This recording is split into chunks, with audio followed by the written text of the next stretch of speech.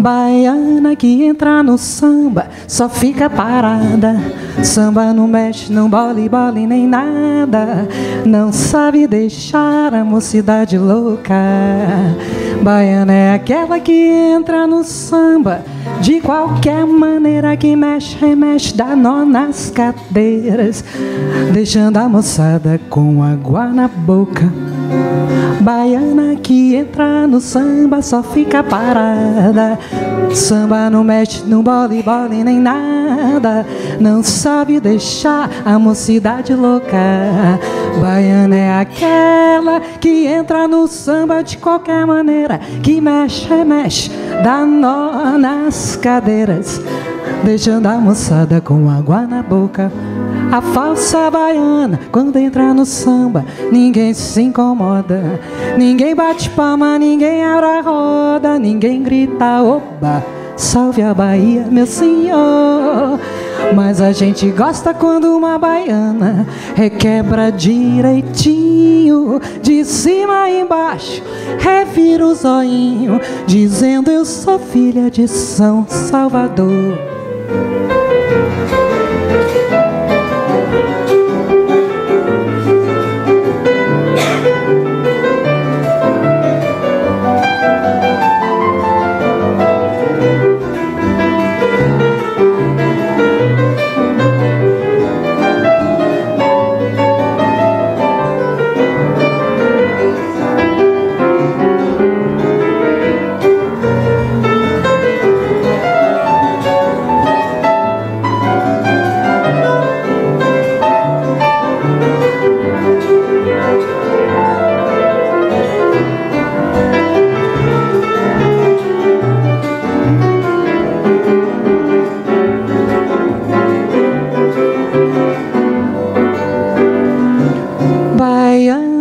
Que entra no samba só fica parada. Samba não mexe, não bole nem nada.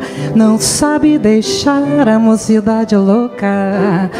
Baiana é aquela que entra no samba de qualquer maneira, que mexe, remexe, dá nó nas carteiras, deixando a moçada com água na boca.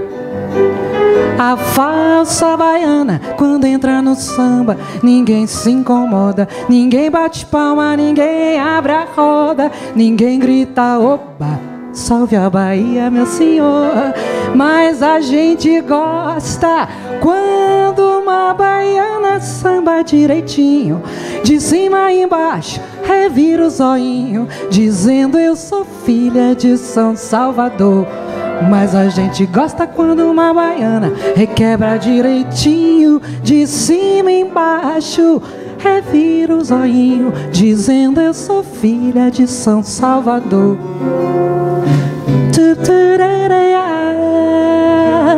Paparerea, paparerea, deia parudá.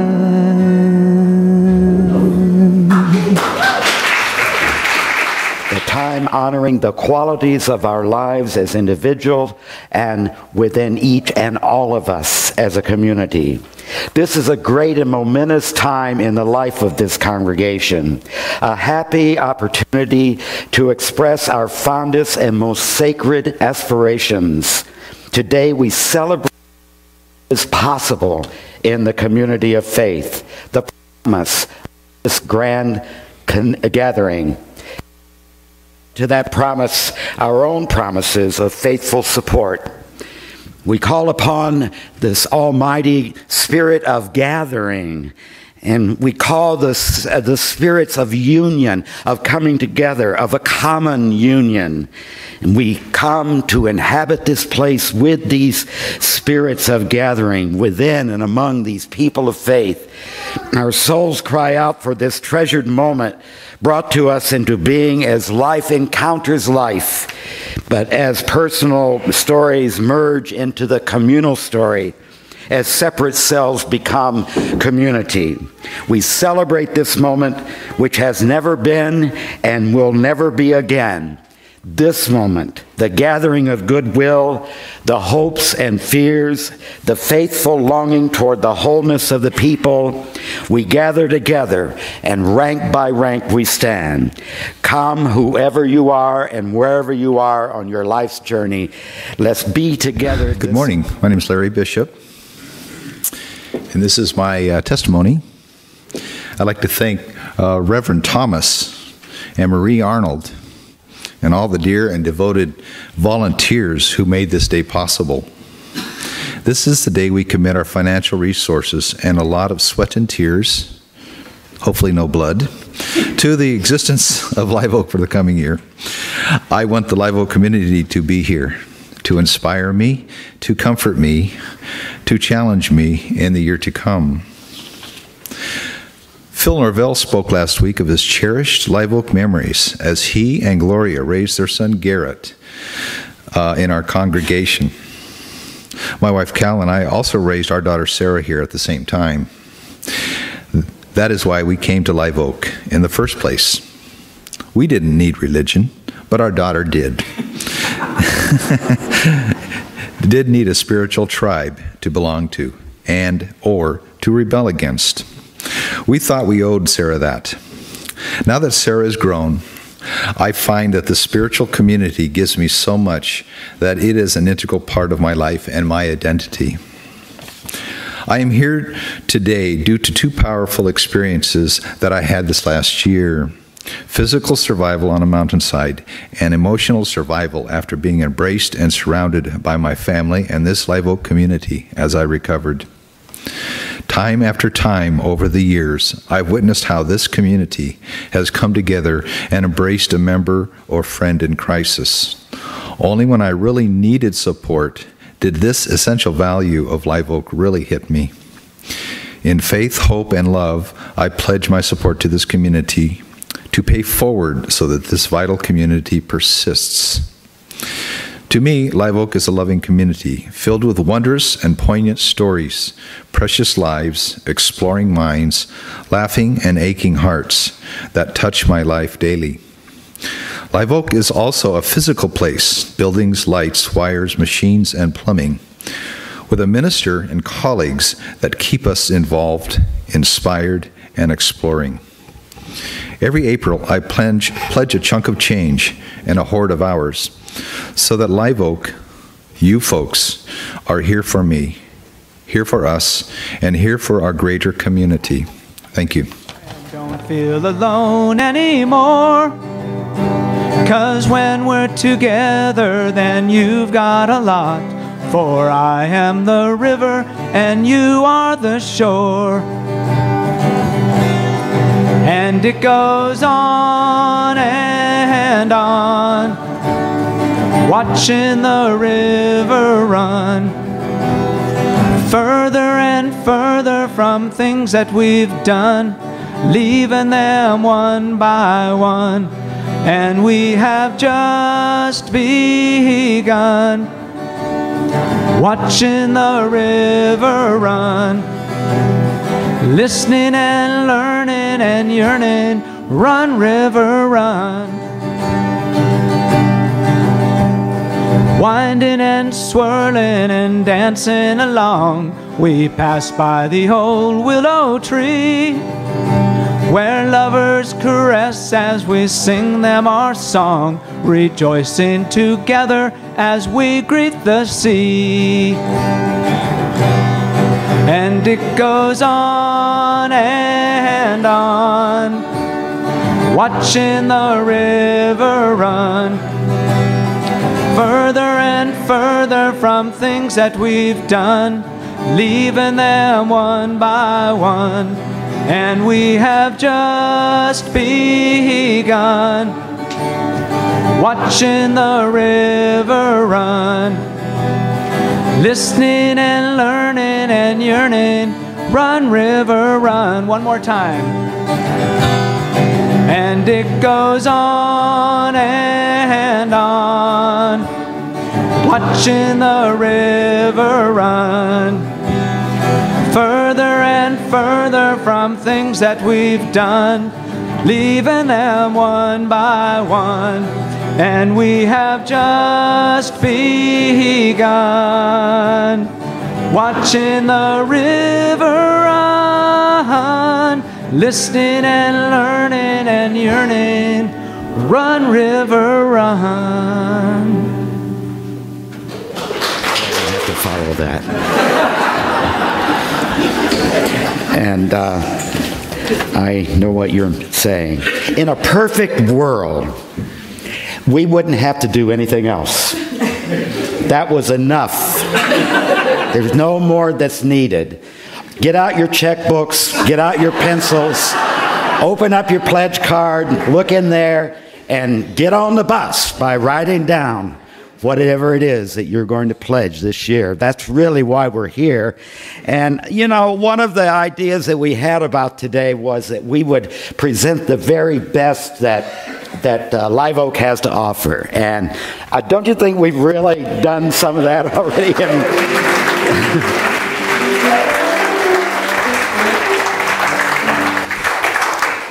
But wait, there's more coming. After the service is over and we have our lunch together, we're going to have the Follies, the Live Oak Follies. What are we calling them? The Fabulous Gifts and Talents Show coming up after this service. So part of this whole deal was that I said, okay, I'm going to get a really good sermon together, and it'll just fit right in with all the other good stuff that people are hearing. So I've got this sermon, and I really like the name of it. It's called The Sermon on the Amount. Does anybody in the room know what that is a pun about? Is anybody unfamiliar with the original? Okay, well, once upon a time there was this great, big, monumental sermon preached. It was called the Sermon on the Mount, and it's in the Bible, and Jesus did it, and people sat around and they heard about a whole new way of having religion. And that was that religion should be of the heart and not of the law written down on the tablet somewhere. So he moved religion from being the letter of the law to the spirit of the law and the spirit of life, and how it is that we can live that. And so that's what this is a pun about. It's like, okay, that was a great sermon, but why was it a great sermon?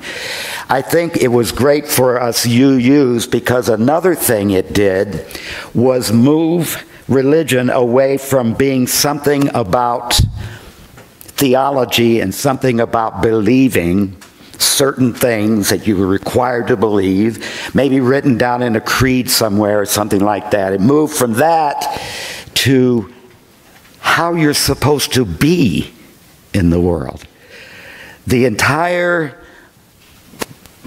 Sermon on the Mount is about how you are, how you live, how do you do things in the world.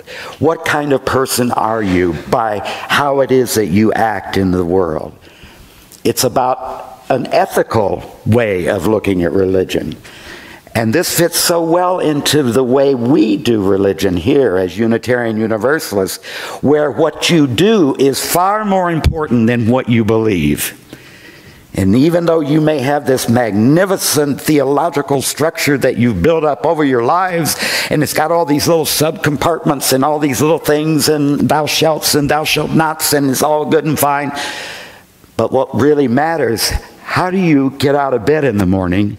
And how do you treat your fellow human being during the day? And how is it that you want to be living your life rather than thinking about your life? So that's a summation of the sermon, which is supposed to be 30 minutes, but I've got it down to about 7 now, and I'm about ready to close out. But when I was...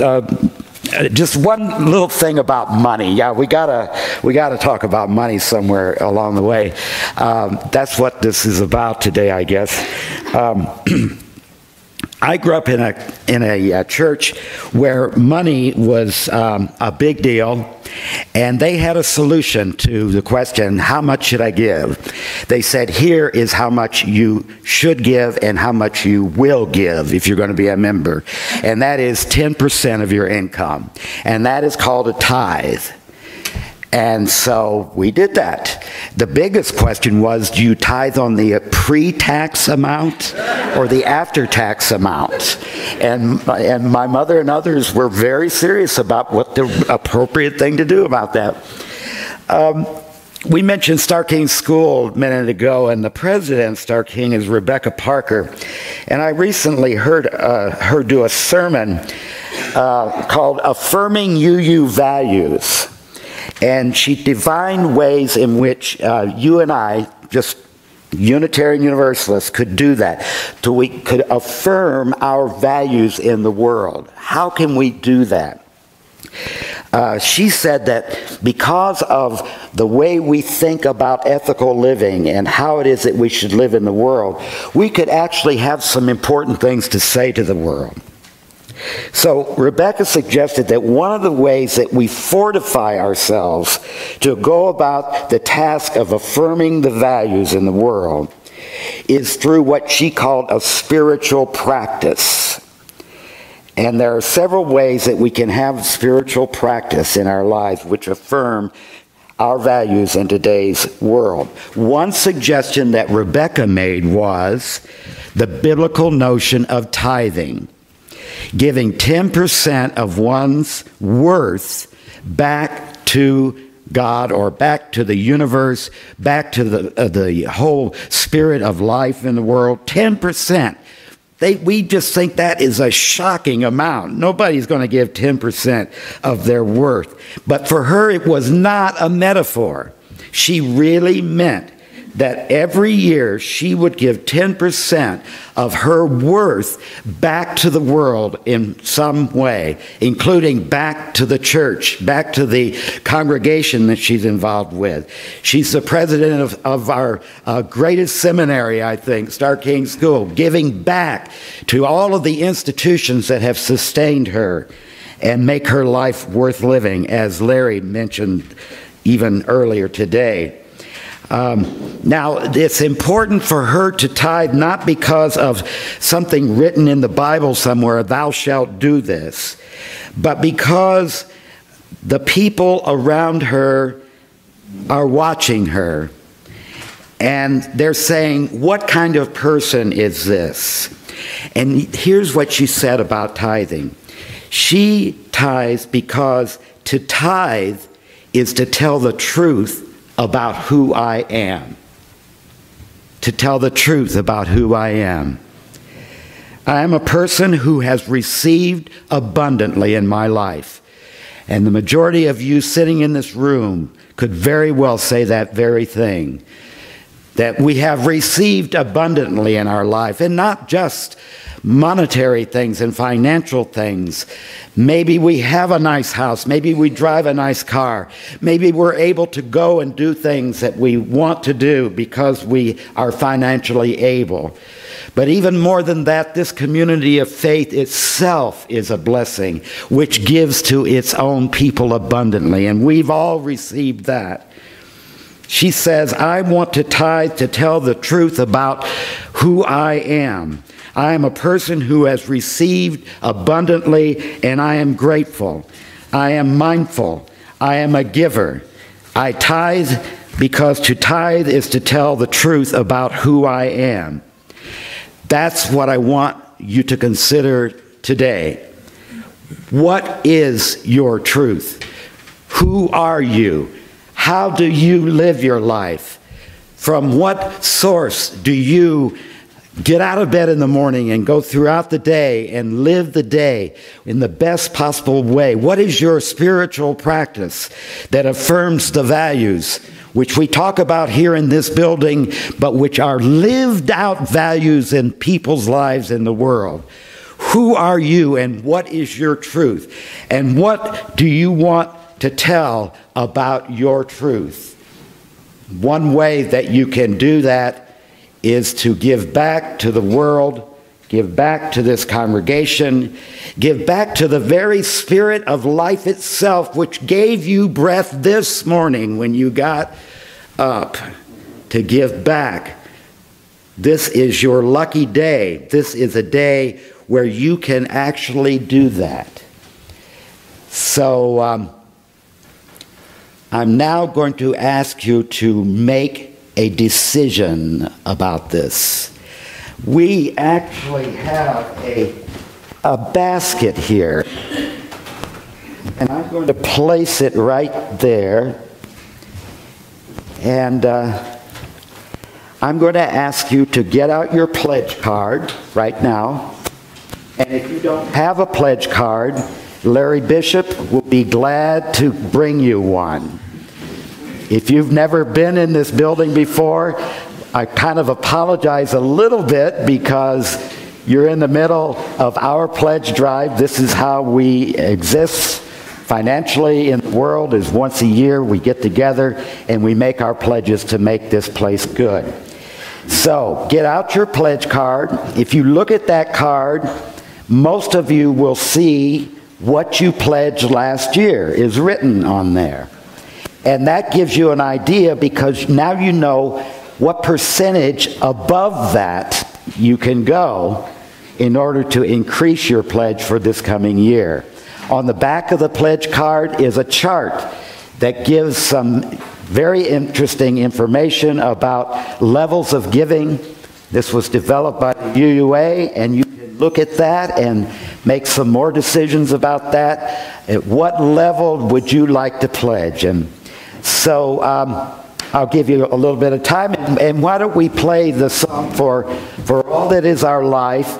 This is, at the beginning, let's just play the song, and then later, when we get wound up, we'll actually sing it together too. But go ahead and start that music, and I invite you all to think very seriously and lovingly about that card that is in front of you right now. This is going to be a good day. Go ahead and let's...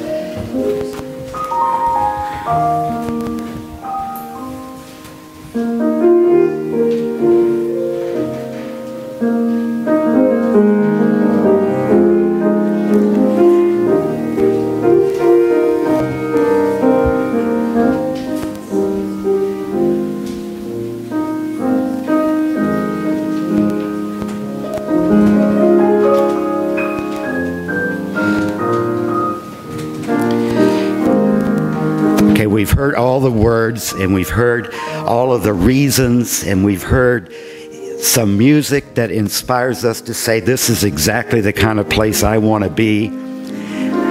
I'm now going to ask you to write down your amount and to put the envelope back in the card back in the envelope and seal it if you wish. No one needs to see what you've written there. And I'm going to ask you to stand up as you are able and bring your pledge publicly down through and among the chairs here and place them in this basket.